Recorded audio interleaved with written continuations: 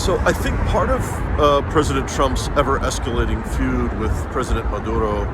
has to do with the crackdown on immigration in the United States and the fact that I think somewhere upwards of about 500,000 Venezuelans crossed the southern border into the United States during the Biden years. I think that the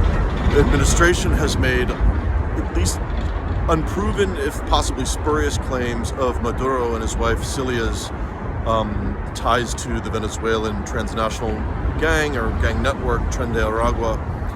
And Trump has designated Tren de Aragua as an FTO, or foreign terrorist organization. So Tren de Aragua, which is here in New York City, the gang made its way up here into other major American cities, in the what we call the migrant crisis of the last 4 or 5 years, which has greatly slowed down. And of course, Trump hasn't provided any evidence for exactly how President Maduro is tied to the gang. In what ways, is he asserting that the presidential palace in Caracas is somehow directing Tren de Aragua to come to the United States? I think, I would think that Tren de Aragua is here out of sheer opportunity because the United States had an open southern border along the Rio Grande with Mexico for a good few years. Another really interesting thing, an aspect that I thought of, is that you may remember, if you followed any of Maduro's bellicosity in his speeches,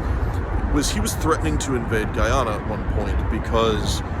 he believed that Western Guyana was actually part of what should have been Eastern Venezuela. And I don't believe the Guyanese president, who is Irfan Ali, has actually made any statements really about the capture of President Maduro, but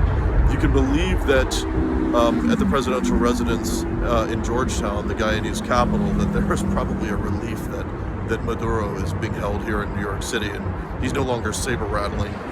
the Guyanese defense forces, who are pretty feeble. I don't think that